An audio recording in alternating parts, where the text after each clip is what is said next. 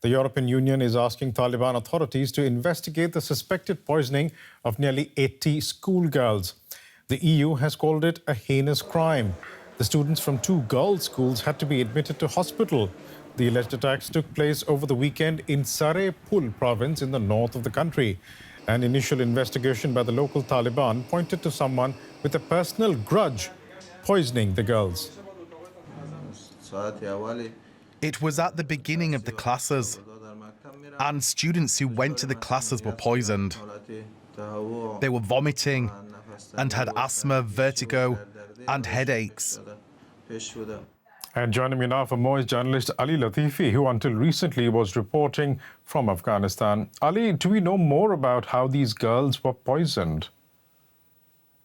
We don't actually know, and what we have to keep in mind is that, in the past, about 10, 11 years ago, there were similar claims of hundreds of girls going through similar things in, I believe it was also Sar-e Pol and Takhar provinces in the north.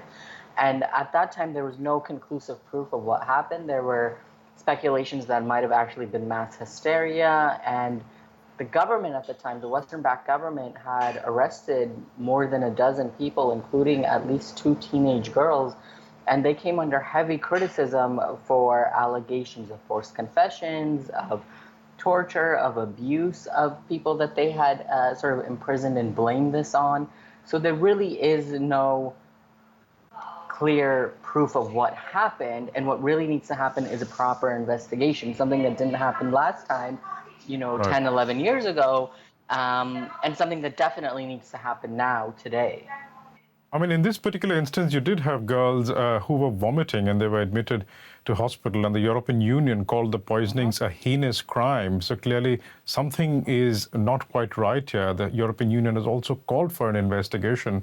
Will the Taliban comply?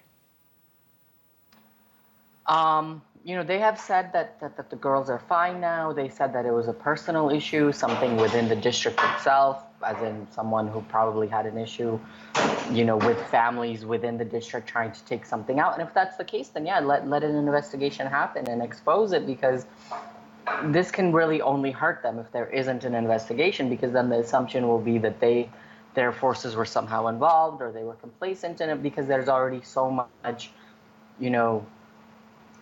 bias and propaganda against the way, the people view the Taliban and their treatment of women, rightfully based on their own policies. Speaking of whatever has been going against the Taliban, particularly because of their policies, which include restricting women's access to secondary and higher education and work, are the Taliban reconsidering these bans?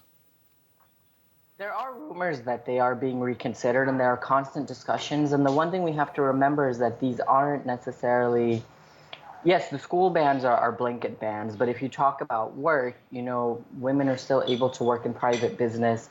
They're still able to work in small sectors of the government. NGOs have been able to work ways where women can continue to work with them either from home or go directly to, say, distribution survey sites and then go back to home. So there definitely have been workarounds, and in terms of employment, it's not this outright ban that people are making it out to be. And the reason that that's important is that it shows that there are still windows and opportunities open that need to be worked with, and that there are still possibilities for exceptions that, again, need to be require engagement and talking with the authorities. Do you see that engagement happening? And the reason I ask is because these bans, whether or not they're outright or if there are exceptions, have been a sticking point when it comes to international recognition of the Taliban. And the UN is also reporting funding shortfalls within this context. Therefore, is there any sign that this deadlock is being broken in terms of some talks or conversations? There definitely are talks on the local level. So if you talk to local organizations and even international organizations, they will say that they have been able to work out exemptions and workarounds, especially in terms of NGO activity for women in different parts of the country. But what happens is that they don't want to, these NGOs themselves don't want to advertise them, because they are afraid that it could lead to some kind of a backlash, or it could lead to those exceptions being retracted. So they're being very careful in how they approach them. But the fact that these sorts of workarounds do exist do show that engagement can work. But of course, until these things are taken away on paper, it really doesn't make a difference, because then you're just an exception, not the norm. We'll leave it there for the time being. Ali Latifi, thank you so much for joining us.